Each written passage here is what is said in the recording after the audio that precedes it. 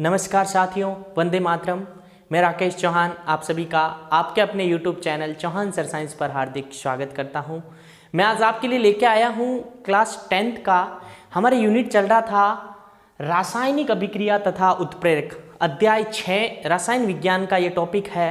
इससे पहले हमने इस यूनिट के 7 पार्ट पढ़ लिए थे। काफ़ी दिनों बाद क्लास है, इसके बीच क्लास नहीं हो पाई क्योंकि 12th और 11th की क्लास कंटिन्यू रही थी, इसलिए आज से अब कंटिन्यू 10th की क्लास आपको उपलब्ध होगी इस चैनल पर। मैं बात करूं पार्ट 8, इस पार्ट में हम अध्याय का सबसे महत्वपूर्ण पार्ट है जो एग्जाम में सीधा पूछा जाता है, ऑक्सीकरण तथा अपचयन। हमारा आज का टॉपिक ये रहेगा ऑक्सीकरण, ऑक्सीकरण यानी ऑक्सीडेशन, ऑक्सीकरण तथा अपचयन। अपचयन, तो ध्यान देना, इस अपचयन को बोला जाता है उपचयन। कभी कभार एग्जाम में आ जाता है, क्या बोला जाता है? उपचयन। तो ऑक्सीकरण तथा अपचयन। अब मैं बात करूं, इन ऑक्सीकरण और अपचयन को हम मुख्य 4 बिंदुओं से हम समझेंगे, जिनमें से 2 बिंदु को एग्जाम में पूछे जा सकते हैं कि इनके आधार पे समझिए। तो हमारा पहला बिंदु रहेगा जिसमें से हम सबसे पहले पढ़ेंगे ऑक्सीजन, ऑक्सीजन की वृद्धि, ऑक्सीजन की वृद्धि तथा कमी के आधार पर, कमी के आधार पर। तो ऑक्सीकरण और अपचयन को हम समझेंगे। ऑक्सीजन की जिसमें वृद्धि होती है उसे क्या बोलेंगे और जिसमें कमी होती है उसे क्या बोलेंगे। तो एग्जाम में आपको सीधा पूछा जा सकता है ऑक्सीजन की वृद्धि तथा कमी के आधार पर ऑक्सीकरण व अपचयन को उदाहरण सहित समझिए। तो जिसमें वृद्धि होती है, ध्यान देना, जिसमें ऑक्सीजन की वृद्धि होती है उसे बोला जाता है ऑक्सीडेशन यानी ऑक्सीकरण, और जिसमें कमी होती है उसे बोला जाता है अपचयन। तो मैं बात कर लेता हूं पहले ऑक्सीकरण की। तो ध्यान से सुनना साथियों, जब किसी भी पदार्थ में यानी किसी मूल पदार्थ में ऑक्सीजन का योग, जब भी उसके साथ ऑक्सीजन जुड़ेगा या उसके साथ ऑक्सीजन की वृद्धि होगी तो वहां पे क्या होगा? ऑक्सीकरण। जैसे मैं एग्जांपल ले रहा हूं, जैसे ध्यान देना, एग्जाम्पल ही इंपॉर्टेंट है, सीधा एग्जाम में पूछा गया है C+O2, तो हमारे पास बनेगा CO2। बच्चों CO2 को बोला जाता है कार्बन डाइऑक्साइड। क्या कहा जाता है? Carbon dioxide. ये रिएक्शन बहुत ही इंपॉर्टेंट है, हमने इसी पार्ट में, दूसरे पार्ट में पढ़ा, इसी अध्याय में। यह एक संयोजन अभिक्रिया है, 2 अभिकारक जुड़ रहे हैं और एकल उत्पाद का जब निर्माण होता है तो वहां होती है संयोजन अभिक्रिया, और आप इसे एक रासायनिक अभिक्रिया भी कह सकते हैं।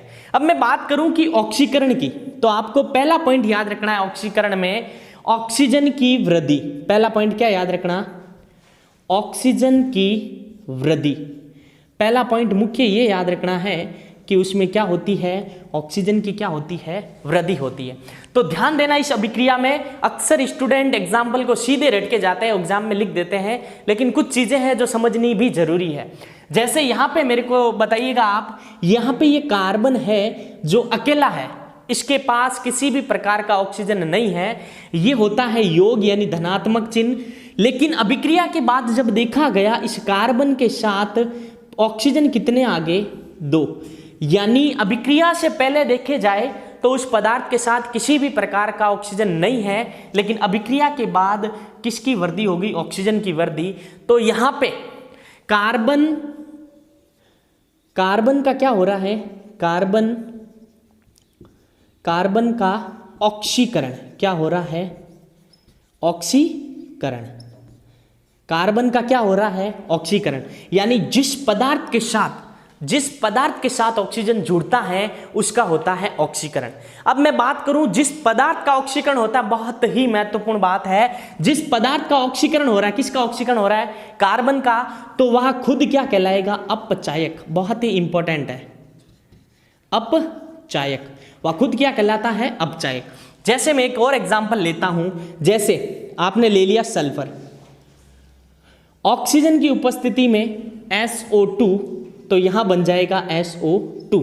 ध्यान देना बच्चों, यहां सल्फर अकेला है, किसी भी प्रकार का ऑक्सीजन नहीं है। आफ्टर रिएक्शन, अभिक्रिया के बाद जब दो अभिकारक जुड़कर एकल उत्पाद बनाते हैं तो यहां ध्यान देना, यहां सल्फर के साथ किसकी वृद्धि हो गई है, ऑक्सीजन की क्या हो गई है, वृद्धि हो गई है।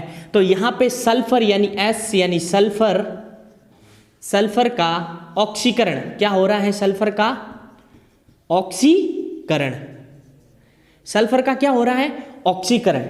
अगर मैं बात करूं जिस पदार्थ का ऑक्सीकरण होता है, यहां पे किसका ऑक्सीकरण हो रहा है, सल्फर का, तो ये खुद क्या कहलाएगा, अपचायक। ध्यान देना, फिर कंफ्यूजिंग नहीं होना, क्योंकि अपचायक यहां बोल रहे हो सर ऑक्सीकरण और यहां अपचायक, यानी जिस पदार्थ का ऑक्सीकरण होता है वह खुद क्या कहलाता है, खुद कहलाता है अपचायक। अब मैं एक और एग्जाम्पल लेता हूं, जैसे साधारण ये मैग्नीशियम का तार वाला एग्जाम में पूछा जा सकता है। ये मैग्नीशियम के तार को वायुमंडल की उपस्थिति में जलाया जाता है तो मैग्नीशियम ऑक्साइड, और यहाँ पे मैं अगर 2 से गुणा करूँ और यहाँ लिखूँ O2, तो यहाँ 2 है और यहाँ मैग्नीशियम भी 2 है। अगर यहाँ 2 से गुणा करूँ तो समीकरण क्या हो जाएगी, संतुलित हो जाएगी। अगर इस अभिक्रिया में देखा जाए, इस अभिक्रिया में देखा जाए यानी मैग्नीशियम को वायु की उपस्थिति में जलाने पर जो मैग्नीशिया प्राप्त होता है सफेद, यानी यहां इस मैग्नीशियम किस में चेंज हो रहा है, मैग्नीशियम ऑक्साइड में। ध्यान देना, यहां आपको कहीं ऑक्सीजन नजर आ रहा है, इसके खुद के पास तो नहीं है, प्लस में है लेकिन खुद के पास नहीं है। लेकिन बाद में जब चेक किया गया तो पाया गया कि मैग्नीशियम के साथ कौन आ गया, ऑक्सीजन। तो यानी यहां मैग्नीशियम का क्या हो रहा है, ऑक्सीकरण, क्या हो रहा है, ऑक्सीकरण। और जिस पदार्थ का ऑक्सीकरण होता है वह खुद क्या कहलाएगा, अपचायक। क्या कहलाएगा, अपचायक। तो पहला पॉइंट क्लियर हुआ, ऑक्सीजन की वृद्धि, यानी जिस पदार्थ में, जिस मूल पदार्थ में ऑक्सीजन की वृद्धि होती है वहां क्या वहां क्या होगा, ऑक्सीकरण। तो एक उदाहरण, दूसरा और तीसरा। अब हमने समझ लिया है ऑक्सीकरण को किसके आधार पर, ऑक्सीजन की वृद्धि के आधार पर। इसी का उल्टा होता है अपचयन, यानी ऑक्सीजन की कमी के आधार पर हम समझेंगे। यानी ऑक्सीकरण तो आपने समझ लिया, अगर जिसको ऑक्सीकरण समझ में आ गया उसी की उल्टी रिएक्शन है अपचयन। यानी ऑक्सीकरण और अपचयन एक दूसरे के क्या होते हैं, विपरीत होते हैं। क्या होते हैं बच्चों, विपरीत होते हैं।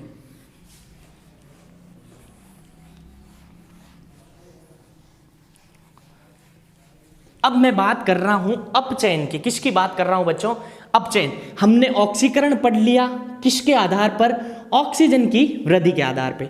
अब हम पढ़ेंगे अपचयन। अपचयन जिस प्रकार हमने ऑक्सीकरण में पढ़ा था कि ऑक्सीजन की वृद्धि, तो इसका उल्टा हो जाएगा ऑक्सीजन की कमी, ऑक्सीजन की कमी। यह बहुत ही इंपॉर्टेंट टॉपिक है, समझना भी जरूरी है। कॉम्पिटिटिव एग्जाम में भी पूछा जा सकता है ऑक्सीकरण, अपचयन, अभिक्रिया, 4 अभिक्रिया देख के। तो जिसमें ऑक्सीजन की क्या होगी, कमी, या आपके बुक में दे रखा है वियोग, यानी निकलना, यानी ऑक्सीजन का क्या निकलना, बाहर निकलना। अब मैं बात करूं, जैसे आपने जो उदाहरण लिया था MgO, तो इस अभिक्रिया में मैग्नीशियम है जो अलग हो जाएगा किससे, ऑक्सीजन से। तो ध्यान देना बच्चों, यहां पे मैग्नीशियम के साथ अगर मैं इसको 2 से गुणा करूं तो मैग्नीशियम के साथ कितने ऑक्सीजन है, 2 ऑक्सीजन है। अभिक्रिया के बाद देखा गया तो मैग्नीशियम के साथ किसी भी प्रकार का ऑक्सीजन नहीं है, यानी यहां से यहां आए तो हमें पता चला हो क्या रहा है, अपचयन। क्या हो रहा है बच्चों, अपचयन हो रहा है। यानी जिसका अपचयन होता है, अपचयन किसका हो रहा है, इस पदार्थ का, तो वह खुद क्या कहलाएगा, ऑक्सीकारक। मैं अभी साथ में ही बता देता हूं, इसीलिए ये खुद क्या कहलाएगा, ऑक्सीकारक कहलाएगा। तो इस प्रकार हमने ऑक्सीजन की वृद्धि तथा कमी के आधार पर किसको समझ लिया, ऑक्सीकरण और अपचयन को। पहला पॉइंट हुआ क्लियर। अब पढ़ेंगे दूसरा पॉइंट। तो एक प्रकार हमने पढ़ लिया था ऑक्सीकरण तथा अपचयन का, ऑक्सीजन के योग यानी वृद्धि तथा कमी के आधार पर। अब हम पढ़ेंगे ऑक्सीकरण तथा अपचयन को हाइड्रोजन की कमी और वृद्धि के आधार पे। तो आपको एग्जाम में सीधा पूछा जा सकता है हाइड्रोजन का योग या वियोग के आधार पर ऑक्सीकरण व अपचयन को समझाइए। तो मैं बात कर रहा हूं हाइड्रोजन की कमी और वृद्धि के आधार पे कमी होगी तो उसमें क्या हो रहा है और वृद्धि होगी तो उसमें क्या हो रहा है। तो सबसे पहले आपको क्लियर होना चाहिए, जब जिसी में हाइड्रोजन की क्या होगी कमी तो वहां होगा ऑक्सीकरण। क्या होगा? ऑक्सीकरण। तो जो मैं दूसरा पॉइंट पढ़ा रहा हूं इसी प्रकार 4 पॉइंट पढ़ाऊंगा, चारों के चारों याद होने चाहिए। उन चारों पॉइंटों को जोड़ के आगे एक बढ़िया डेफिनेशन बना सकते हो। यानी मैं बात करूं हाइड्रोजन की कमी यानी हाइड्रोजन का वियोग या हाइड्रोजन का बाहर निकलना, और बात करूं हाइड्रोजन की वृद्धि तो वहां होगा अपचयन। क्या होगा बच्चों? अपचयन। तो एक चीज माइंड में सेट कर लो कि जहां भी हाइड्रोजन की कमी दिखेगी आपको, वह अभिक्रिया में उस पदार्थ का ऑक्सीकरण होगा, और बात कर रहा हूं मैं वृद्धि की तो वहां होगा उस पदार्थ का अपचयन। तो हम पहले पढ़ेंगे ऑक्सीकरण को। किसको पढ़ेंगे? ऑक्सीकरण को। मैं बात कर रहा हूं यहां पे ऑक्सीकरण की।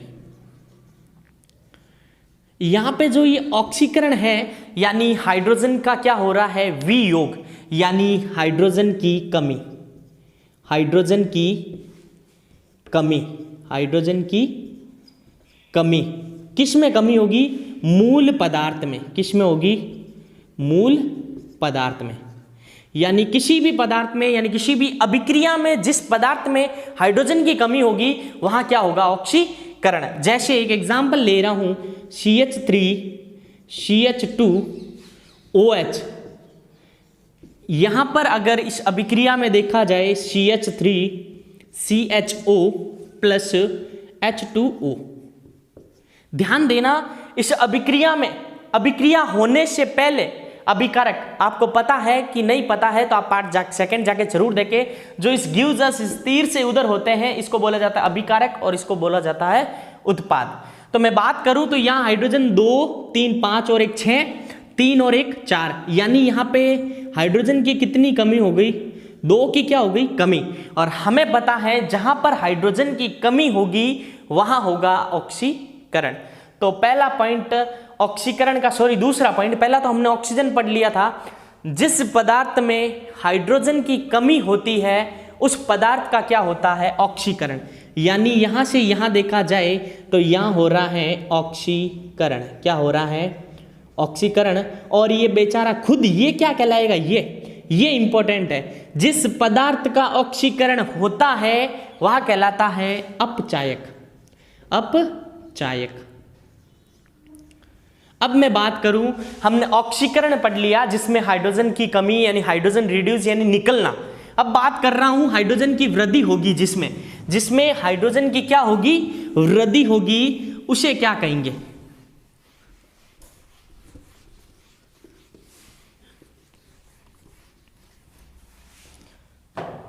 बात करूं मैं अपचयन की। अपचयन यानी वह पदार्थ जिसमें हाइड्रोजन की वृद्धि या हाइड्रोजन का जुड़ना, अगर आप सीधा लिख सकते हो हाइड्रोजन का जुड़ना, क्या हो जाएगा? हाइड्रोजन का जुड़ना, या लिख सकते हो हाइड्रोजन का योग, या लिख सकते हो हाइड्रोजन की वृद्धि। क्या लिख सकते हो बच्चों? हाइड्रोजन की वृद्धि।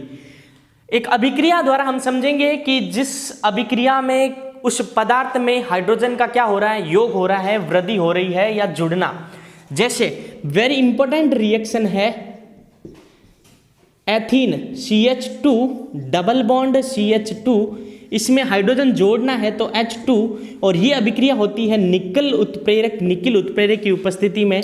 यहाँ प्राप्त होता है CH3 और CH3। सबको ये अभिक्रिया सीधी रटा दी जाती है। लेकिन अगर एक्चुअली केमिस्ट्री में देखा जाए, जब ये वाला एक बॉन्ड है, जब भी ये ब्रोक यानी एक बॉन्ड टूटता है तो 2 इलेक्ट्रॉन यानी 2 इलेक्ट्रॉन क्या होते हैं? फ्री होते हैं।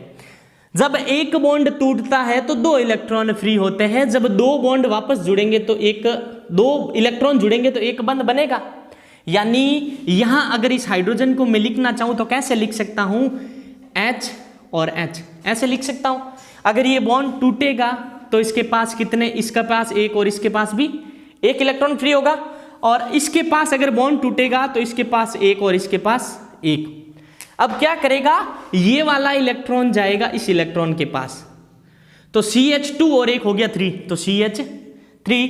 इसी प्रकार ये वाला जो इलेक्ट्रॉन है इसके पास जाएगा और इसके पास जुड़ के क्या बना देगा? CH3 CH3। यानी इस अभिक्रिया में, इस पदार्थ में यानी एथीन में हाइड्रोजन का क्या हो रहा है, योग यानी हाइड्रोजन का जुड़ना हो रहा है। तो यहाँ क्या हो रहा है, अपचयन हो रहा है। क्या हो रहा है, अपचयन। यानी हमने दो प्रकार पढ़ लिए, एक तो ऑक्सीजन की वृद्धि व कमी के आधार पे, और दूसरा बेहद इंपॉर्टेंट हाइड्रोजन की कमी व वृद्धि के आधार पे। तो जिसमें हाइड्रोजन की कमी होती है सीधा याद करना ऑक्सीकरण, और जिसमें हाइड्रोजन की वृद्धि होती है वहां होता है। तीसरे प्रकार की ओर बढ़ता हूं, इलेक्ट्रॉन के स्थानांतरण के आधार पर ऑक्सीकरण तथा अपचयन।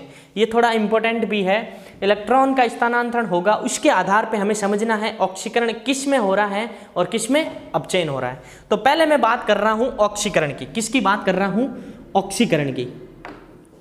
थोड़ा 1 मिनट रुकिएगा सर। तो मैं बात कर रहा हूं ऑक्सीकरण की। किसकी, ऑक्सीकरण। तो आपको मैं एक ट्रिक बता रहा हूं, वही याद रखनी। ऑक्सीकरण में हमेशा धन आयन की वृद्धि, किसकी वृद्धि होगी हमेशा याद रखना, धनायन की वृद्धि। ये ट्रिक पकड़ लेना, धनायन की वृद्धि, या आप कह सकते हो इलेक्ट्रॉन का त्याग, इलेक्ट्रॉन का त्याग। तो ये आपको केवल यहाँ पे समझना है। 12th में इसका पूरा कंसेप्ट आपको मिल जाएगा, इलेक्ट्रॉन का त्याग। जब आप वैद्युत रसायन पढ़ोगे तो एनोड पे ऑक्सीकरण और अपचयन होगा, कैथोड पे वो सब पढ़ोगे। तो हमें केवल यहाँ रिलेटेड लेना है ऑक्सीकरण से। तो जहाँ पे या तो धनायन की क्या होगी, वृद्धि होगी, और दूसरी बात करूँ तो इलेक्ट्रॉन का क्या होगा, त्याग होगा। और आगे वाले हम चैप्टर परमाणु में पढ़ेंगे, जब कोई भी परमाणु इलेक्ट्रॉन को त्यागता है या ग्रहण करता है तो आयन का निर्माण होता है। किसका निर्माण होता है, आयन का। और जब वो इलेक्ट्रॉन को डोनेट करता है तो धनायन का निर्माण होता है, और जब किसी भी इलेक्ट्रॉन को ग्रहण करता है तो ऋणायन का निर्माण होता है। तो यहाँ पे इलेक्ट्रॉन को त्याग रहा है यानी धनायन, और धनायन की क्या होगी, वृद्धि होगी। जैसे मैं बात कर रहा हूं सोडियम। सोडियम का इलेक्ट्रॉनिक विन्यास होता है 281। इसने इलेक्ट्रॉन डोनेट किया क्योंकि इसके बाह्यतम कोश में 7 इलेक्ट्रॉन की आवश्यकता है, और 7 इलेक्ट्रॉन लेना बहुत ही मुश्किल है, यानी बहुत ही ज़्यादा एनर्जी की आवश्यकता होगी। यानी एक इलेक्ट्रॉन आसानी से त्याग सकता है। इनको त्यागने के लिए जो ऊर्जा होती है उसे कहते हैं आयनन एंथैल्पी, जो 7th चैप्टर में हम पढ़ेंगे। तो ये इलेक्ट्रॉन त्याग के किसका निर्माण कर देगा, धनायन का निर्माण, और E माइनस। यहाँ पे प्लस का एक माइनस का एक वापस क्या बच जाएगा, Na। तो इसका इलेक्ट्रॉनिक कॉन्फ़िगरेशन यानी इलेक्ट्रॉनिक विन्यास ये हो जाएगा। तो यहाँ ध्यान देने योग्य क्या बात है कि धनायन की वृद्धि। तो बच्चों यहाँ पे देखना, आपको किसी भी प्रकार का प्लस नजर आ रहा है क्या, नहीं आ रहा है। उदासीन परमाणु है, यानी यहाँ पे मान लेता हूं धनायन की संख्या 0 है, लेकिन बाद में देखा गया तो पता चला यहाँ पे +1, प्लस का मतलब है +1। तो धनायन कितना वृद्धि हुआ, 1, यानी धनायन की वृद्धि हो रही है। यहां से यहां आए तो हो क्या रहा है, ऑक्सीकरण। क्या हो रहा है, ऑक्सीकरण। इसी प्रकार एक उदाहरण और ले लेता हूं, जैसे Zn। तो Zn +2 इलेक्ट्रॉन। यहां देखा जाए किसी भी प्रकार का धनायन नहीं है, लेकिन यहां से यहां आए तो हमें पता चल रहा है 2 इलेक्ट्रॉन इसने डोनेट किए हैं। प्लस का अर्थ होता है डोनेट करना। यहां पे धनायन की संख्या 0, यहां पे 2। धन आयन की क्या हो रही है, वृद्धि हो रही है। जहां धनायन की वृद्धि हो रही है वहां होता है ऑक्सीकरण। जैसे एल्यूमिनियम यहां आएगा तो एल्यूमिनियम +3 इलेक्ट्रॉन। इसी प्रकार जिंक का हमने ले लिया, सोडियम का ले लिया, Fe है जो कन्वर्ट हो रहा है, Fe+2 है यहाँ पे, और Fe+3 में कन्वर्ट हो रहा है। किस में हो रहा है, +3 में कन्वर्ट हो रहा है। तो यहाँ ध्यान देना, यहाँ पे धनायन की संख्या 2 है, यहाँ कितनी हो गई, 3। 2 से कितनी हो गई, 3। धनायन की क्या हो रही है, वृद्धि हो रही है। जिस पदार्थ में धनायन की वृद्धि होती है और इलेक्ट्रॉन का त्याग होता है, दोनों में से एक चीज, धनायन की वृद्धि होना ही इलेक्ट्रॉन का त्याग होना कहलाता है। तो इस आधार पे हमने समझ लिया किसको, ऑक्सीकरण को। किसको, अब मैं बात करूं अपचयन की। किसकी बात करूं, अपचयन की बात करूं तो जिसमें इलेक्ट्रॉन का क्या होगा, ग्रहण। इलेक्ट्रॉन को ग्रहण किया जाएगा, या इलेक्ट्रॉन का त्याग। धनायन की आप उल्टा लिख सकते हो, या लिख सकते हो धनायन की कमी। जब धनायन की कमी होगी, धनायन की कमी, तो धनायन की जहां कमी होगी वहां हो जाएगा ऋणायन की वृद्धि, ऋणायन की वृद्धि। तो जैसे Cl है प्लस इलेक्ट्रॉन, Cl-, तो यहाँ पे किसी भी प्रकार का ऋणायन नहीं था, ऋणायन क्या हो गया, माइनस का एक, ऋणायन की क्या हो रही है, वृद्धि हो रही है, तो वहां क्या होगा, अपचयन। यानी एक बार फिर बता देता हूं, धनायन की वृद्धि, इलेक्ट्रॉन का त्याग, या जैसे Na है यहाँ पे Na+ बन गया, एक धनायन बढ़ा, या कुछ नहीं था 2 धनायन बढ़ा, या कुछ नहीं था 3 धनायन बढ़ा, या तो इलेक्ट्रॉन का डोनेट, उसी को कहते हैं धनायन की वृद्धि। और ऋणायन की वृद्धि यहाँ पे इसके पास किसी भी प्रकार का माइनस नहीं था। अभिक्रिया के बाद देखा गया Cl- एक इलेक्ट्रॉन इसने ग्रहण कर लिया, 2 8 8 7 और 2 8 और 8 हो गया, अष्टक पूरा कर लिया। यानी ऋणायन को ग्रहण करना ही कहलाता है, इलेक्ट्रॉन को ग्रहण करना ही कहलाता है अपचयन। ये थोड़ा इंपोर्टेंट लगा लेना, ठीक है। और एक वाला ये वाला एग्जाम्पल पूछा जाता है Fe+2 कॉम्पिटिटिव एग्जाम में, Fe+2 से Fe+3। +2 को हमेशा बोला जाता है फेरस। फेरस किस में कन्वर्ट हो रहा है, फेरिक में। तो ये इसमें फेरस का फेरिक में क्या हो रहा है, ऑक्सीकरण हो रहा है। क्या हो रहा है बच्चों, ऑक्सीकरण हो रहा है। तो इस प्रकार हमने 3 पॉइंट पढ़ लिए, 3 और अब बढ़ते हैं चौथा। और तो अब हम पढ़ेंगे ऑक्सीकरण तथा अपचयन को विद्युत ऋणी तत्व के योग व वियोग के आधार पे, यानी जिसमें विद्युत ऋणी यानी नेगेटिव एलिमेंट जुड़ेगा और नेगेटिव एलिमेंट की क्या होगी, कमी, उसके आधार पे हम ऑक्सीकरण तथा अपचयन को समझेंगे। तो जिसमें विद्युत ऋणी तत्वों का योग होता है वहां होता है ऑक्सीडेशन यानी ऑक्सीकरण। क्या होता है, ऑक्सीकरण। और जहां पे विद्युत ऋणी तत्वों का वियोग होता है वहां होता है अपचयन। क्या होता है, अपचयन। क्या होता है, अपचयन। तो मैं कुछ एग्जाम्पल के माध्यम से आपको समझाने की कोशिश करूंगा। आई होप आपको समझ में भी आया होगा। 3 तरीका ऑक्सीकरण और अपचयन का, वर्गीकरण का, किसके आधार पे ऑक्सीकरण होगा, ऑक्सीजन की वृद्धि, हाइड्रोजन की कमी और इलेक्ट्रॉनों के स्थानांतरण के आधार पे। और आखिरी हम पढ़ रहे हैं विद्युत ऋणी तत्वों के योग और वियोग यानी कमी के आधार पे। तो वीडियो अच्छा लगे तो अपने दोस्तों को शेयर जरूर कीजिएगा, जो 10th क्लास के, स्पेशली 10th क्लास के स्टूडेंट हैं उनके लिए।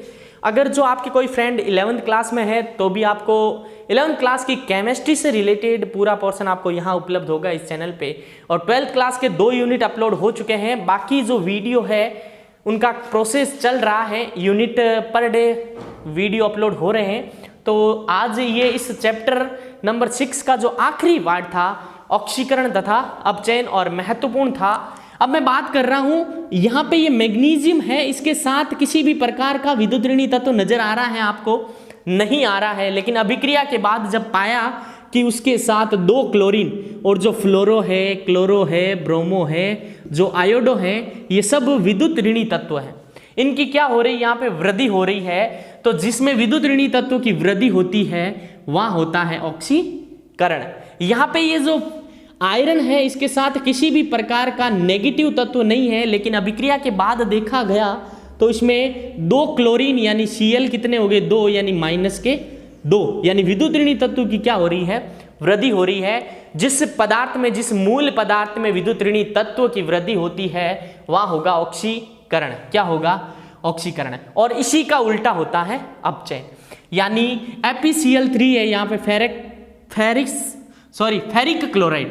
तो यहाँ पे FeCl2 और Cl में, यहाँ पे क्लोरीन 3 था लेकिन यहाँ पे कितना हो गया, मेन Fe के पास देखना है कितना हो गया, 2 हो गया। और यहाँ ये लिखा हुआ है MgCl2। यहाँ पे मैग्नीशियम के पास क्लोरीन कितने हैं, 2। अभिक्रिया के बाद देखा गया Mg अलग हो गया और Cl2 कहाँ निकल गया, बाहर निकल गया। अभिक्रिया के बाद यहाँ से यहाँ पहुँचे तो अभिक्रिया में क्या हो रहा है, अपचयन हो रहा है। क्या हो रहा है, अपचयन। तो इस प्रकार हमने ऑक्सीकरण और अपचयन को मुख्य 4 बिंदुओं के आधार पे पढ़ लिया था। अब हम पढ़ेंगे एक महत्वपूर्ण है, इन दोनों का कंबाइंड रूप, जो एग्जाम में अक्सर पूछा जाता है। आपने सुना होगा रेडॉक्स, ऑक्सीकरण अपचयन अभिक्रिया सुना तो होगा। तो उनकी मैं बात कर लेता हूं, जिसमें दोनों साथ साथ होते हैं। क्या होते हैं बच्चों, जब दोनों साथ साथ होते हैं उसे आप क्या बोलोगे, अपोपचय। क्या कहते हैं, अपोपचय, या आप कह सकते हो रेडॉक्स। इंपॉर्टेंट है, रेडॉक्स अभिक्रिया, रेडॉक्स अभिक्रिया, या जिसे कहते हैं अपोपचय, अपोपचय, अपोपचय या ऑक्सीकरण अपचयन अभिक्रिया। तो ऑक्सीकरण और अपचयन अभिक्रिया में क्या होता है कि ऐसी रासायनिक अभिक्रिया जिसमें ऑक्सीकरण भी होता है और अपचयन भी होता है, दोनों साथ साथ होते हैं, उसे हम क्या कहेंगे? रेडॉक्स अभिक्रिया। यानी ऐसी रासायनिक अभिक्रिया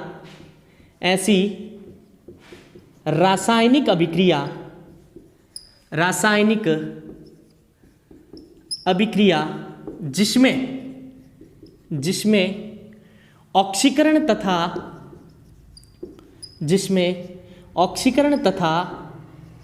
अपचयन दोनों साथ साथ होते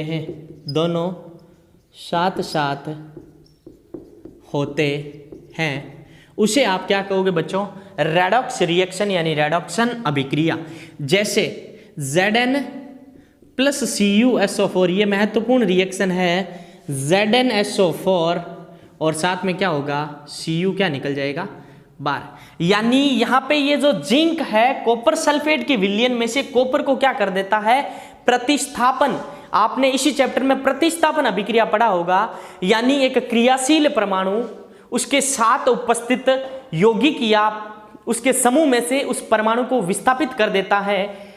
क्योंकि यहां पे ये जो Zn रिएक्टिविटी श्रेणी में देखा जाए, सक्रियता श्रेणी में देखा जाए, तो Zn अधिक क्रियाशील है किसकी अपेक्षा? कॉपर की अपेक्षा। तो यहां ध्यान देना, जिंक के पास कहां पर भी आपको कुछ ना तो हाइड्रोजन ना ऑक्सीजन कुछ भी नजर आ रहा है, लेकिन जब अभिक्रिया के बाद देखा जाए, ध्यान देना बच्चों, अभिक्रिया के बाद देखा गया यहां सल्फर है लेकिन ऑक्सीजन कितने हो गए? 4।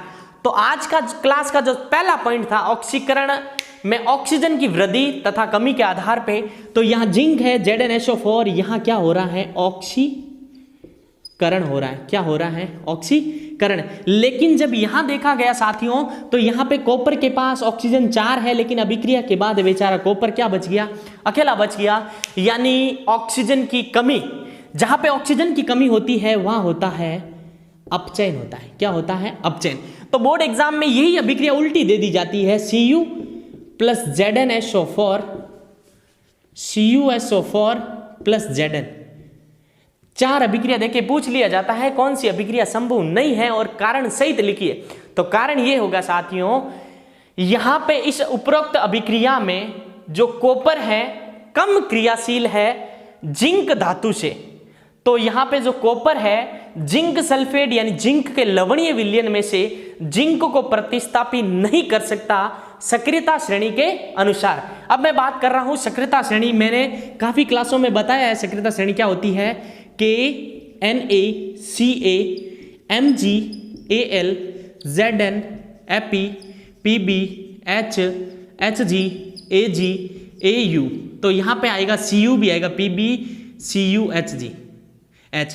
तो यहां है जो कॉपर है किसके नीचे है? जिंक के नीचे। यानी जो ऊपर है, जो सबसे ऊपर है, ये वाले अधिक क्रियाशील है। यानी ऊपर वाले परमाणु अपने नीचे वाले परमाणु को इस श्रेणी के आधार पे क्या कर सकते हैं? विस्थापित कर सकते हैं। लेकिन ये वाला इसको नहीं कर सकता और ये वाला इसको नहीं कर सकता। ठीक उसी प्रकार कॉपर है जो जिंक को नहीं कर सकता, लेकिन जिंक है इनसे सब निचले वाले को क्या कर सकता है? विस्थापित कर सकता है। तो इस प्रकार हमने आज की क्लास में ऑक्सीकरण तथा अपचयन को बहुत ही शानदार ट्रिक के माध्यम से समझा है, जो आप कभी भी नहीं भूल सकते हो। अगर आप इस चैनल पे नए हो तो वीडियो अच्छा लगा है तभी आप चैनल को सब्सक्राइब कीजिए और अपने उन दोस्तों के साथ शेयर कीजिए जो 10th क्लास में है। धन्यवाद।